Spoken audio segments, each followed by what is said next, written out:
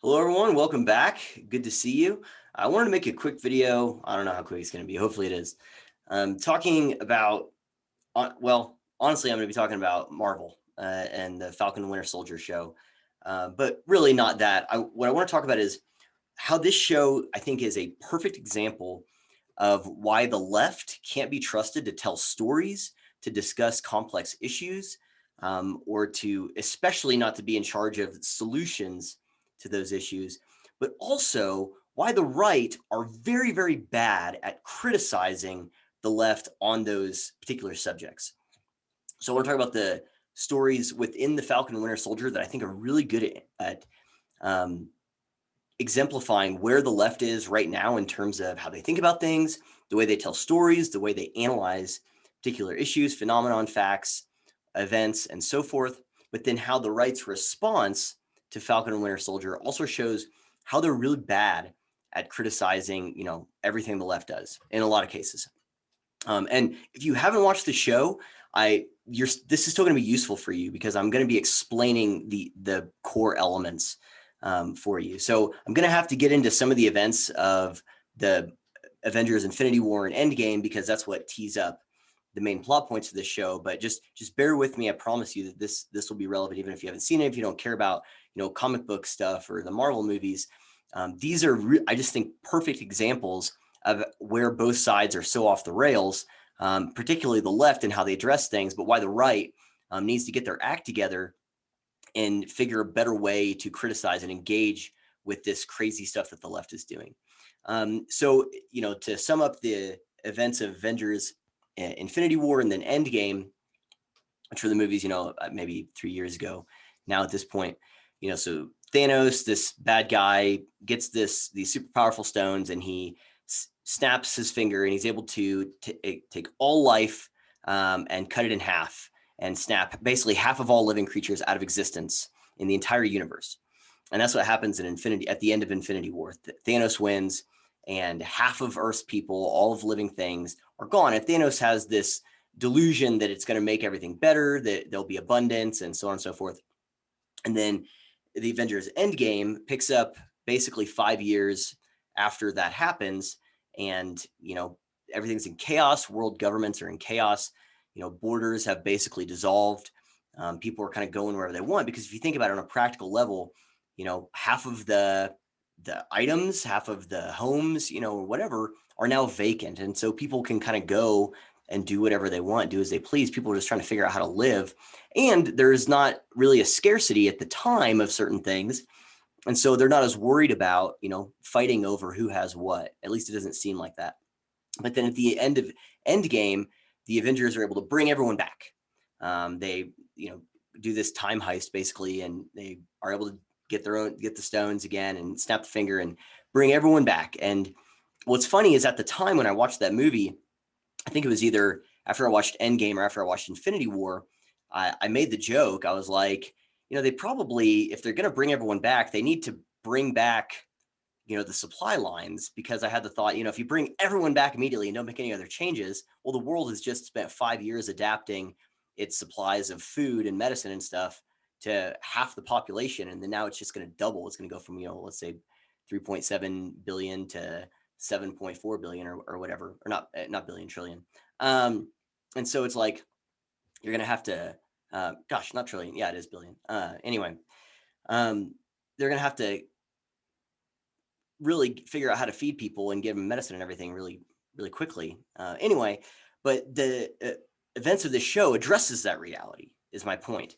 So Falcon Winter Soldier picks up 6 months after, I think it's 6 months after Avengers Endgame. And so basically the world has just spent 6 months going, okay, what the hell do we do?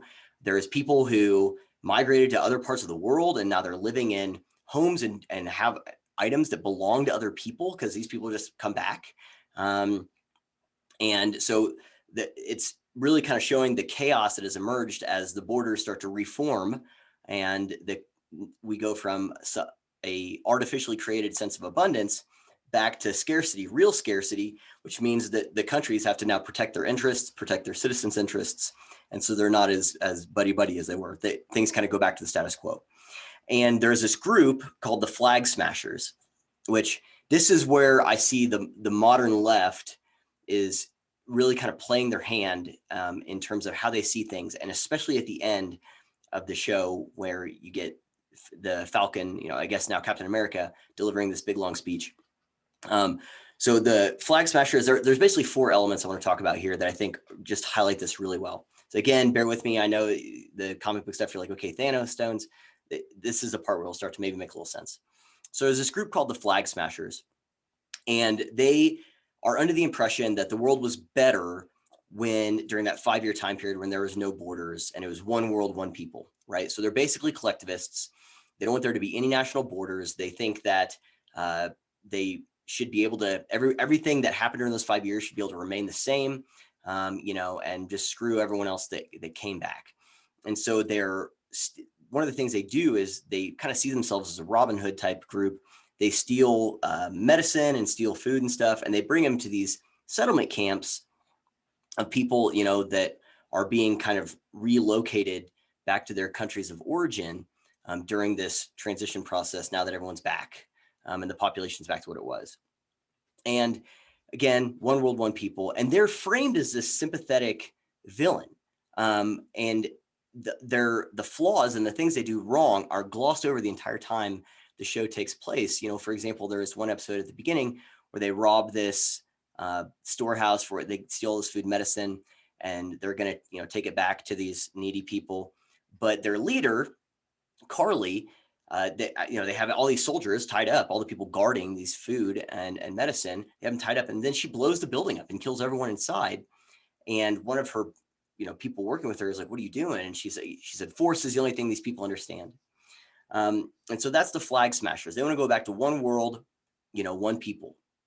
And their foil, so to speak, the people who they see as the antagonist. And this is where I think this is the heart of how completely screwed up the worldview of this show is. There's this group called the GRC. So the GRC is the Global Resettlement or Relocation Council, something like that. And basically, there are these world governments. They're like, okay, let's work together to form this GRC thing to try and get people back to where they're from. And during that transition, try to get them medicine, try to get them food, try to get, we're going to, basically there'll be some camps that are resettlement camps that as we're handling this. And the GRC are framed as this nefarious organization through the entirety of the show.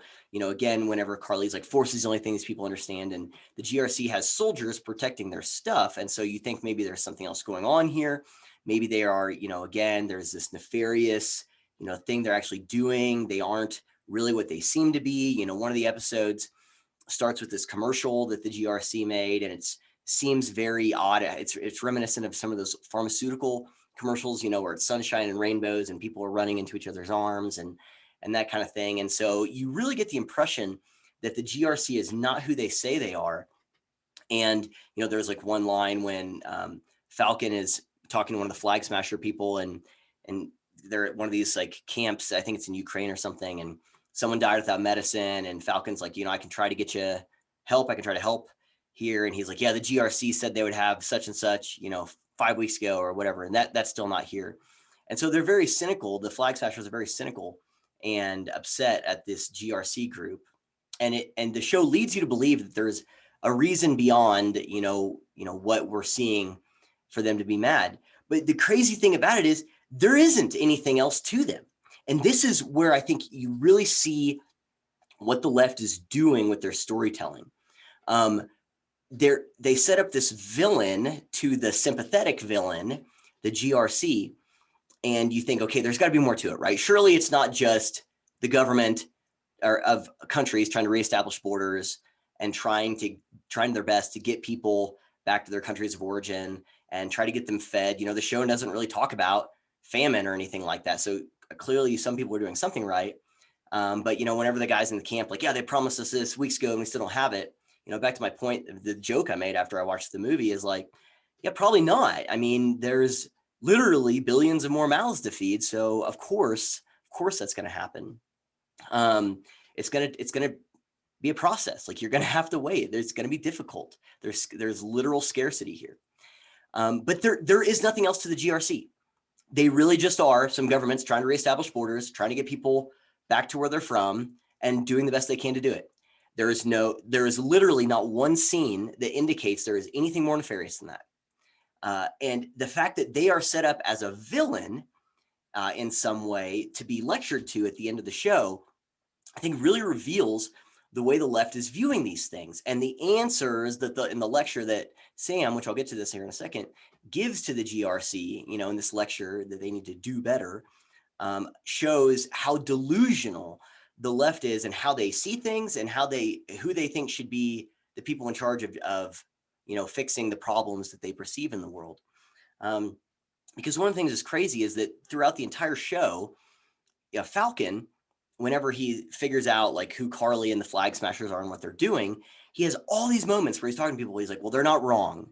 They're not wrong. The Flag Smashers aren't wrong. They've just been radicalized. They're just violent, but they mean well. They're not wrong. And it's like, what aren't they wrong about?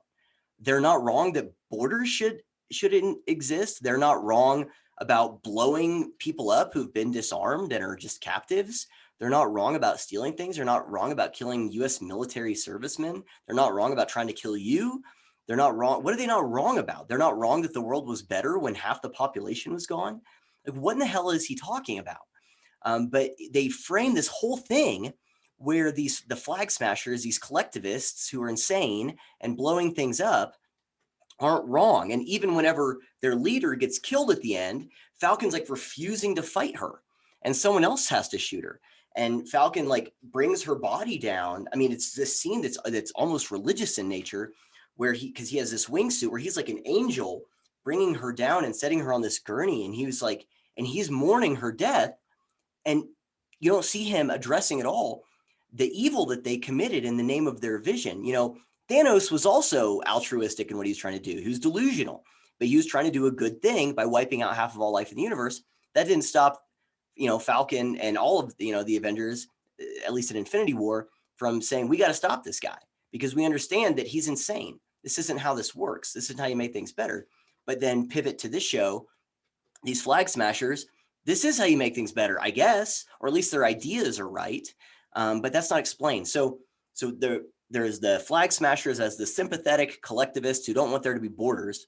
And then there's the pseudo villain, which really is just boiled down to governments trying to have borders and doing the best they can to reestablish, how things were, at least from a geopolitical standpoint.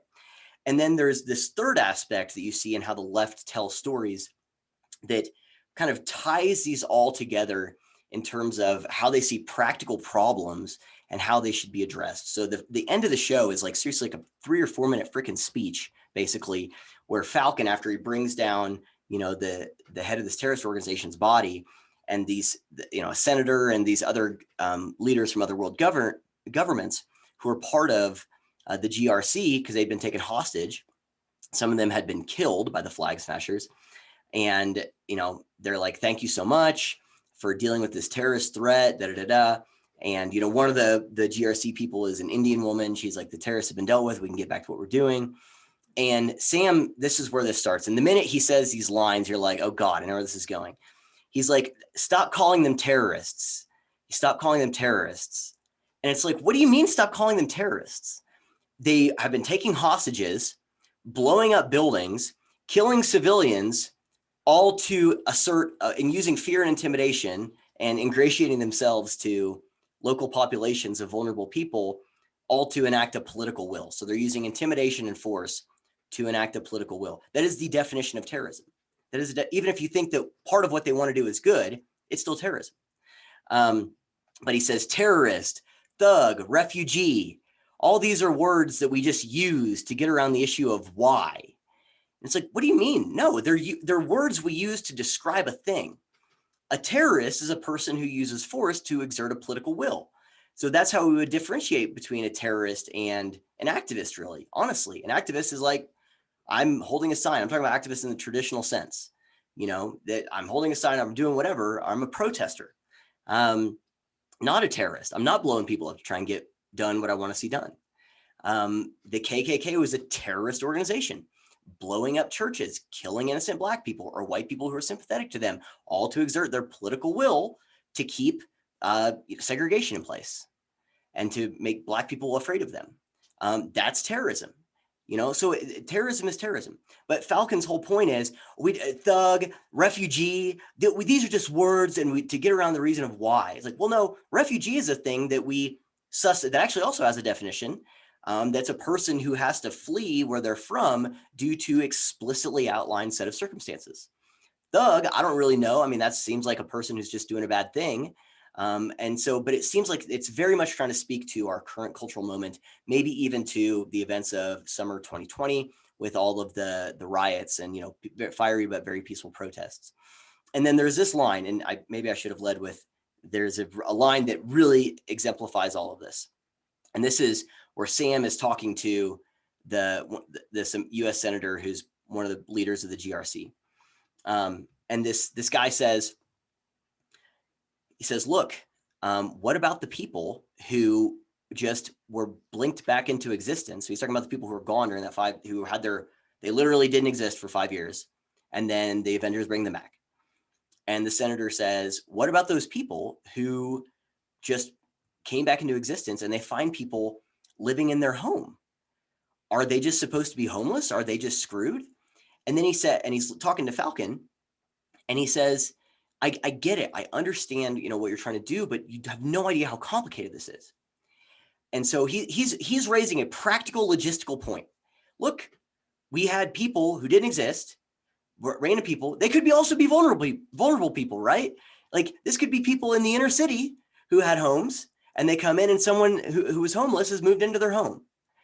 And so it's not just like the rich or wealthy. Anyone could have had this happen to them. And that was how Thanos did it, is just arbitrarily half.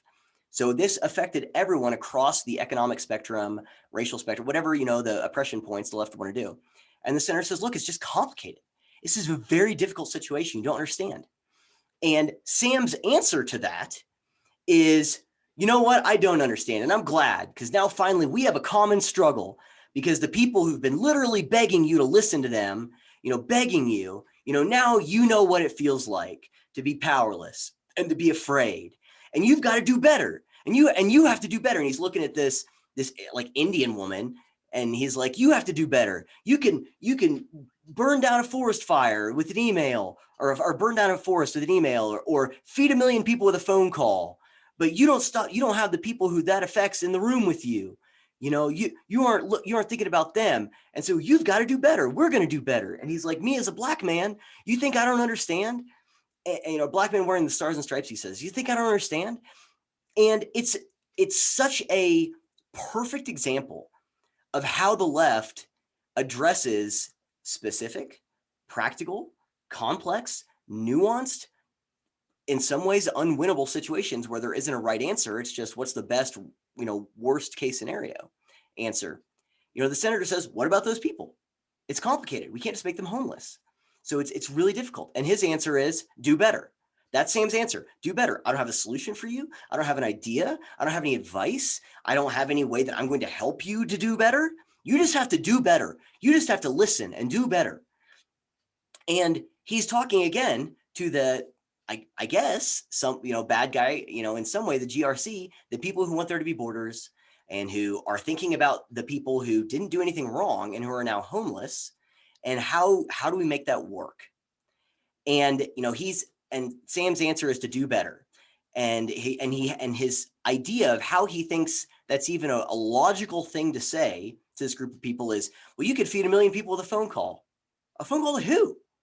Phone call to who? With food from where? Produced by whom? Paid for by what? What the hell are you talking about? But that shows how narrow and naive or idiotic or delusional the people on the left see the problems of the world. They see the problems of the world as there's these rich people who don't care about anything, and they have all this power. They could feed 1 million people with a phone call. Don't know what that looks like, I guess, but they could do that. And they just have to do better.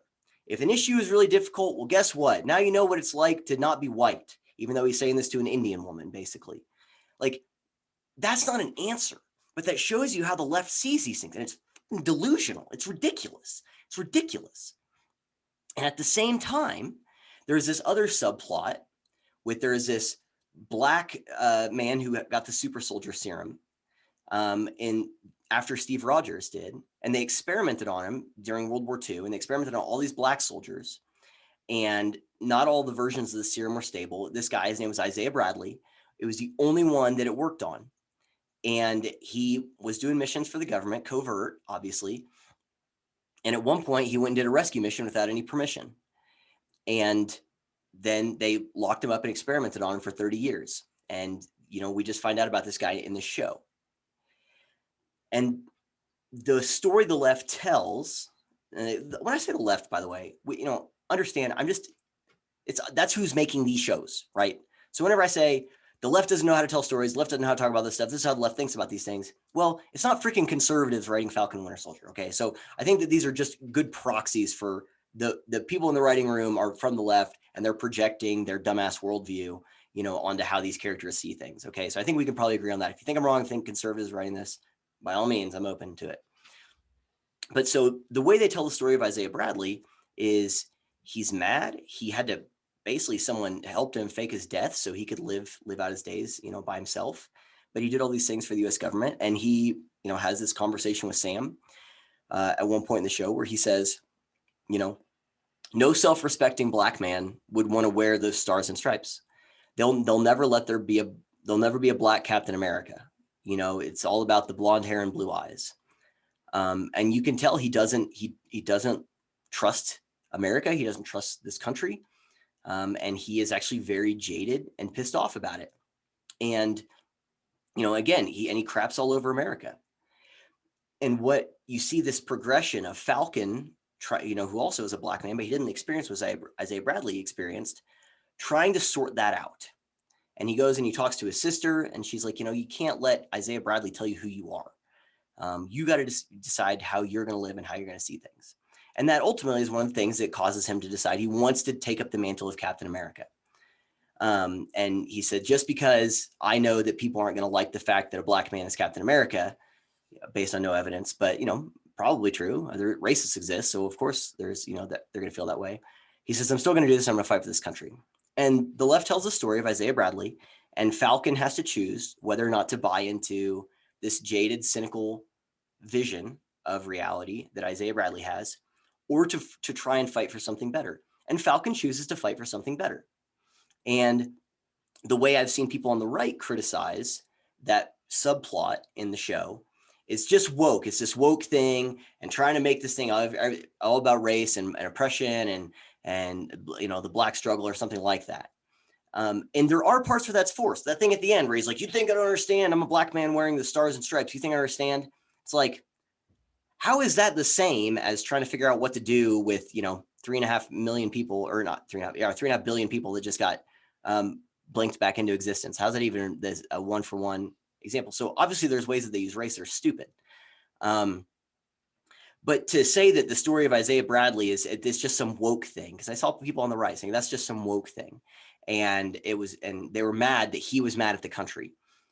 That part pisses me off too. And that shows that the right is not good at criticizing things and not dealing with reality. The same way the left isn't good at dealing with reality, like really not good at dealing with reality, the right also isn't either. Because the story Isaiah Bradley tells is he says, look, I went and fought in World War II. And we saw there's the Red Wings or whatever, and there's all these black regiments.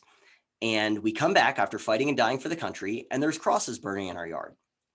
And, that actually happened. I mean, with the time differential between the end of World War II and the Civil Rights Act was almost 20 years, just under it.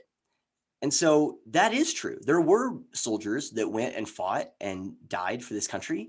And the ones who, didn't die and experienced horrible things, they come back and they still are treated as second-class citizens and dehumanized and had to use separate bathrooms and water fountains. And in Bradley's case, he was experimented on for 30 years. And did the government do that? I mean, yes. Did the government experiment on entire, platoons of black soldiers? Yes. Were there soldiers that came back and weren't eligible for the GI Bill and thought that they were fighting for freedom and for the country and came back and didn't have the same rights as as other veterans who weren't black? Yeah, that happened. You can't just dismiss that as some woke thing, trying to make everything racial. Isaiah Bradley is a real character in the MCU. He was real. He had his own like comic story arcs and everything. And he was a black Captain America. Really, he was super soldier. And so Marvel did that. So for them to put a real Marvel character with a real story that was based in real events in some ways in the United States history not that long ago, and the right to go, oh, it's just a bunch of woke crap. That doesn't work either. That doesn't work either. The left isn't nuanced in how they think about things, and the right isn't nuanced in their dismissals and criticisms of how the left does things and how the left handles things. So that bothers me too. And that's without even getting into the whole who they replaced Captain America with, and John Walker and all this other stuff. Like, I don't need to get into that in the show. That's not relevant. The most important pieces here is the terrorists who are trying to dissolve world borders were viewed sympathetically. And all of their, again, think about what happened in summer 2020. There was all of this destruction and people died and businesses were burned. People lost their homes, people lost their businesses, kind of like if they were blinked out of existence and brought back and someone had taken them, right? People lost all of their stuff. And the flag smashers were doing this in the show. All of those negative things they were doing were ignored by the main characters, at least. And it's like, well, they're not wrong. They're sympathetic. Meanwhile, this group that is basically just governments trying to have borders and take care of their citizens as best they can, no other nefarious things. I mean, again, one of the last things that anyone from the GRC says is like, what do we do about these people? This isn't fair. They can't be homeless. How is this fair? They're just thinking about practical realities, and they are being moral in how they're assessing the situation. They're treated as bad guys, and they're just told they have to do better. There is no answer. There's no explanation. You can feed 1 million people with a phone call. So I guess if you make 100 phone calls, you can feed everyone. Like, what the hell are you talking about? So the bad guys aren't really bad. The other, the kind of good, maybe probably bad guys are bad, and they just need to listen and do better. And there's no answer given. But there's also, and so all of that's woke and stupid and doesn't make any sense. Again, the way Falcon addresses all of that part doesn't make any sense. It's ridiculous. But then there's this other thing with Isaiah Bradley, which makes sense. Falcon says, I would feel the same way if I was him. If I had the same experiences as him, I would probably feel the same way, but I'm not him. So I'm going to fight. I'm going to do this. And the right just throws all of that together and dismisses all of it. And again, of course, there's a ridiculous plot there as well with, the America will never accept this. It's like, well, in Iron Man 2 and in Iron Man 3, again, I'm going to go get pedantic here, but it makes sense in the context because it shows how stupid the story is. Iron Man's Robert Downey Jr.'s good friend, Rhodey, black guy, takes over this role of the Iron Patriot, and the president unveils him. He's basically America's, the Iron Man for the US government. He's got a big star and his patriotic Iron Man suit, and he's a black guy, and he's like the guy that America's sending around to do stuff. He's black. No one cared. Rhodey was cool, right? Like, they thought he was awesome. So the idea that no one had any issues with that, but then also a black Captain America, man, they'll never let you do that. The hell are you talking about? Like, they had a black Iron Man, for the government, a decade before this. So again, that's dumb, but the right throws all of this together and says it's all a bunch of woke nonsense and dismisses all of it. Now, I'll end by saying this. It is absolutely true that we cannot, if you're talking to a true believer in, far-left orthodoxy and all this stuff, and I'm talking about a true believer, a person who understands this, who understands the goals, who knows what they're doing. I'm not talking about some person who's just naive to it. If you're talking to one of those people, you cannot give an inch. You can't, because their worldview, and that's why I differentiate true believers from someone who just means well maybe, but is ignorant. A true believer will not give an inch to you. They know that they can't compromise with anyone who's supporting the status quo. There is no middle ground. There is no negotiating here. So you making any concessions and finding common points of agreement with them is just them pulling you over, and they will use that to bludgeon you and say, well, therefore you must agree with us. So to my point that the right doesn't know how to criticize this and be nuanced, when you're dealing with true believers, you can't. Like someone like a Ta-Nehisi Coates or Robin DiAngelo or an Ibram Kendi, or anyone who is on board with all this crap, an AOC, they can't be reasoned with. You cannot try to find points of agreement with them. You literally just have to ignore them. But That's not what I saw in the way that the right criticized this show, because they're not having conversations with true believers. They're just talking about the show, and they're just tweeting things out into the ether. And so there's a way to say, you know, the Isaiah Bradley story was actually really good. It was good. It was based on real things that happened. He was a real character, and I thought that was good. And you can give credit there and say, you know, they showed the difference in how we've progressed as a country and how Isaiah Bradley viewed things to how Falcon viewed things. Because the fact that Falcon did not land on the same conclusion as Isaiah Bradley shows how much progress we've made in that time, right? Isaiah Bradley said, it doesn't matter. They're not going to let you be it.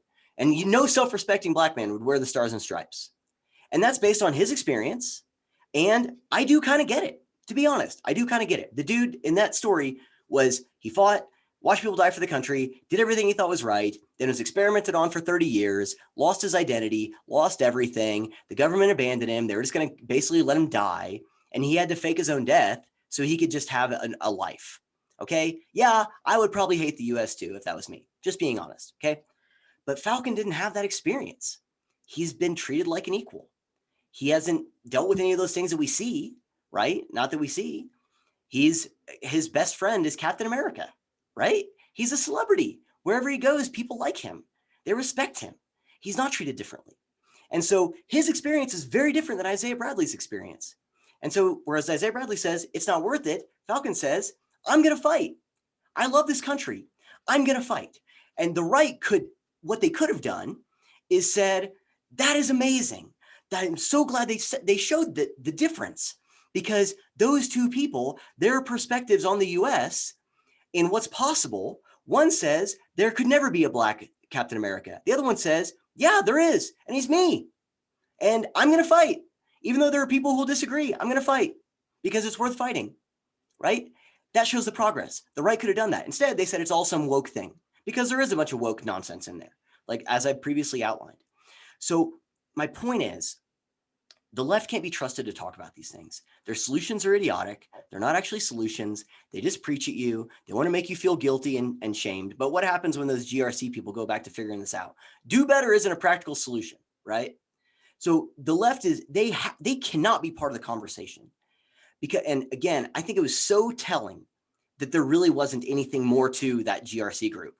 They were just regular governments who were just trying to work together to deal with an insurmountable problem, and that cared about having national borders. That was it. But they were kind of a bad guy somehow, right? In one of the scenes, whenever Sam, the Falcon, I guess Captain America now, is lecturing to the senator, he's like, you call them terrorists. We have peacekeeping troops who are armed trying to move people around the world. What do you think they're going to call you? It's like, yeah, they have troops. They're governments.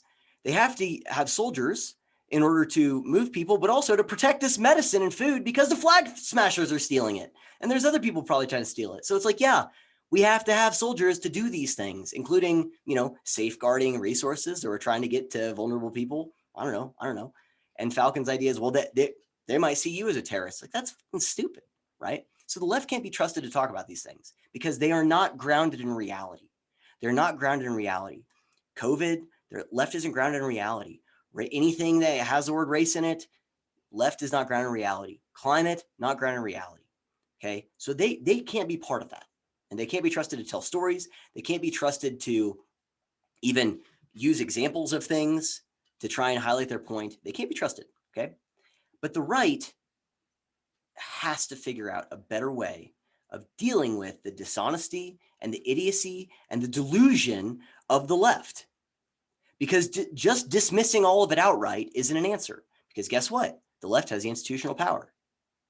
The people yelling in the show, well, you just got to do better and figure it out. They're the ones who are actually making those decisions right now in the real world. And so we have to figure out a way to make it where they're not the ones making the decision.